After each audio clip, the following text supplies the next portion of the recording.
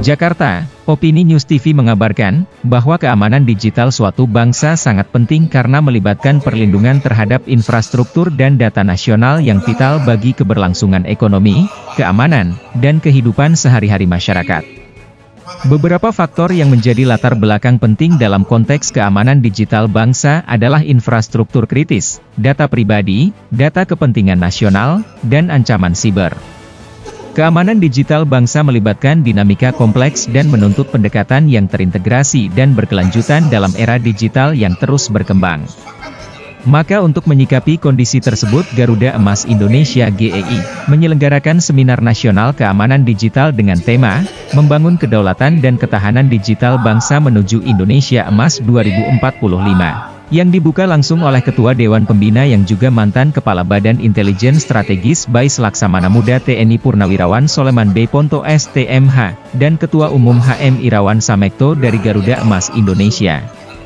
Berlangsung sukses dan lancar selama 2 hari dilaksanakan pada hari Rabu dan Kamis 23 Oktober hingga 24 Oktober 2024, bertempat di Rafflesia Grand Ballroom Balai Kartini, Jakarta Selatan. Acara Seminar Nasional Garuda Emas Indonesia dengan tema Membangun Kedaulatan dan Ketahanan Digital Bangsa Menuju Indonesia Emas 2045 tersebut, dihadiri oleh seluruh pengurus dan para anggota keluarga besar Garuda Emas Indonesia serta tamu undangan kehormatan. Beberapa narasumber ternama, salah satunya adalah Kiai Haji Ahmad Muafiq SAG yang biasa disapa Gus Muafiq, merupakan tokoh ulama yang terkenal Nahdlatul Ulama. Mari kita saksikan ulasannya berikut ini. Sehingga kita ketika menggunakan coding untuk pengamanan dunia digital kita, saya pikir kok orang mudah sekali meretas punya kita. Karena apa? Karena hurufnya sama, algoritmanya diketahui kok orang. Ini perbandingan dengan sama aja. Makanya ketika saya menyusun raja untuk menghalau jin, itu saya pakai huruf-hurufnya. Jinnya sudah gak kenal, sehingga jinnya ketika nabrak huruf-huruf itu dia bulat kemana-mana dan bisa. Makanya huruf Arab sudah terbuka codingnya. Narik ke belakang lagi ada huruf namanya huruf Ibrani. Kebuka lagi karena Yahudi juga pakai, orang pakai. Jinnya itu tahu itu huruf itu masih bisa lolos. Kita mundur ke belakang huruf Suryani. Walaupun akhirnya menghasilkan kayak model Mama Kumprot, Mama itu. Tapi itu huruf. Makanya saya ketika mengkoding dunia lain di Jawa, kalau pakai Horocoroko, itu banyak jadinya mas sudah tahu, mundur lagi ke belakang. Menggunakan huruf kakak ya. Masih ketahuan lagi ini masih. Mereka berani karena codingnya. Pertanyaannya berikutnya adalah, ini tugas negara sebenarnya. Kita ini negara kita ini dalam coding internasional tetap normatif menggunakan ABCD yang pasti ketahuan. Masa password yang namanya presiden, mana mungkin jarinya bisa secepat jari-jari anak hacker. Pasti kan gitu, pasti gitu. Itu jejak digitalnya pasti ketahuan. Mau Pak SBY, mau Pak Jokowi, pasti ketahuan. Padahal password dalam coding internasional itu tidak boleh dibuka oleh bangsa lain. Satu alatnya kita nggak ikut bikin, kemudian algoritmanya kita ikut algoritma mereka. Mau bertahan dari mana? Itu dalam analisa kiai yang biasa menggunakan coding J. Ini coba kalau misalnya kita bisa nggak misalnya tiba-tiba mendaftarkan huruf kita itu dalam coding internasional. Kalau saya itu bayangkan misalnya kayak huruf Jawa, tiba-tiba kita password data kita dengan huruf Jawa, terus Belgedes, ya kan nggak tahu gimana dia membukanya, kan susahnya luar biasa itu. Jepang, makanya dulu saya masuk ke Jepang. Itu kenapa tahun 2021-2023 seluruh handphone kalau masuk Jepang itu pasti mati. Pasti mati. Itu kenapa? Oh ternyata algoritmanya beda. Nah, persoalannya negara ini mau nggak gitu mensepakati untuk urusan coding itu menggunakan huruf apa yang akan kita sepakati yang kita miliki. Itu butuh khasanah kajian kebudayaan yang sangat mendalam. Huruf yang masih indigenous di Indonesia, yang masih jenuin itu huruf apa?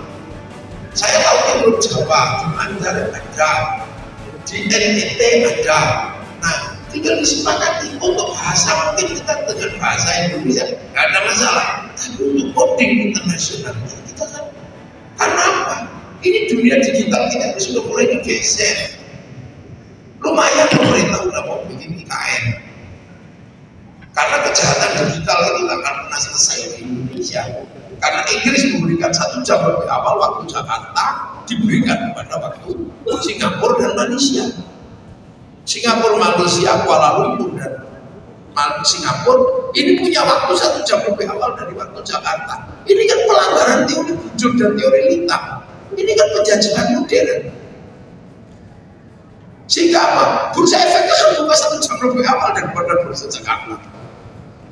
Saham yang baik habis di sana, yang jelek tinggal masuk ke Indonesia. Nah, kalau tidak disusul dengan ketahanan digital, dengan menggunakan huruf-huruf yang kita miliki, entah nanti prosesnya gimana, apakah kemudian Departemen Kebudayaan, Pak Padlizon atau Departemen GEI atau apa ya kita nggak ngerti. Saya kiai tahunya ya cuma saya tak ngomong aja siapa sih yang akan membawa.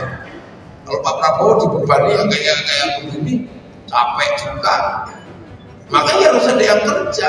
Pak Cahyana, beliau lihat ngomong. Ini serius soalnya. Ini berbicara duit.